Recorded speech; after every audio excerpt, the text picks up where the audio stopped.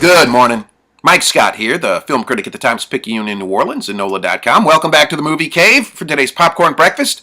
Today is Monday, February 2nd, 2015, and you know the Oscars are just a little bit more than 3 weeks away, but they're shaping up to be a fairly suspense-free occasion, at least as far as the top 6 awards are concerned. Really, pretty much everyone's, you can pencil in a winner, save for possibly the Best Lead Actor, which is the only one that still has any sort of a major competition going on. And what this means for you is that as you fill out your Oscar pool, if you're going to win this year, you're going to have to win with those other categories, those lesser categories that really don't get as much attention as the big 6 categories. Now, unfortunately, those are the tougher categories to pick, but over the weekend, we did get a spate of Guild Awards and other pre-Oscar awards that kind of helped shed light on a number of different races. The first one is the Annie Awards, given annually to the best animated films. And this was a tricky Oscar category to predict because pretty much everybody assumed that the Lego Movie was going to go on to win the Oscar.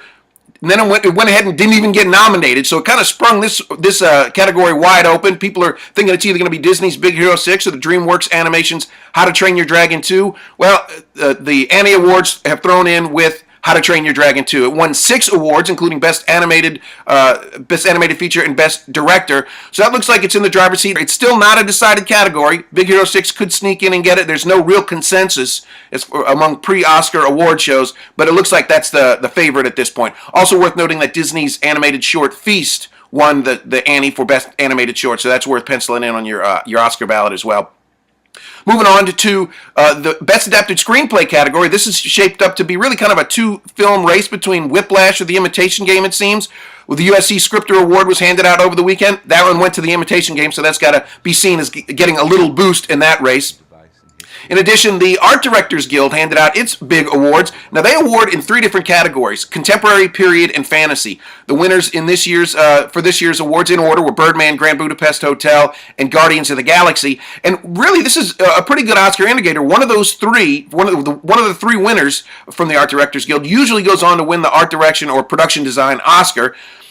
So which one is it going to be this year? Well, it's kind of easy, actually, because 2 of those, Birdman and Guardians of the Galaxy, haven't been nominated for the Oscar in this category. That leaves Grand Budapest as your default winner in this category. And it really, most of the pre-Oscar awards have agreed with that. So this is one you could actually, don't pencil it in, you can write it in ink at this point. It looks like Grand Budapest Hotel is going to win that Oscar.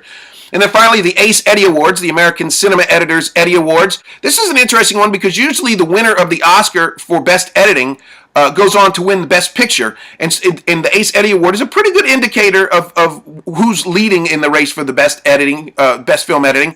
This year, Boyhood won in the dramatic category, and Grand Budapest Hotel won in comedy or musical. What's important to notice here is that Birdman didn't win. That seems to be the biggest competition for Boyhood on Oscar night as far as Best Picture goes. This would suggest that Boyhood does have a little bit of lead on it. And that's all the time I have for today. Enjoy the rest of your Monday.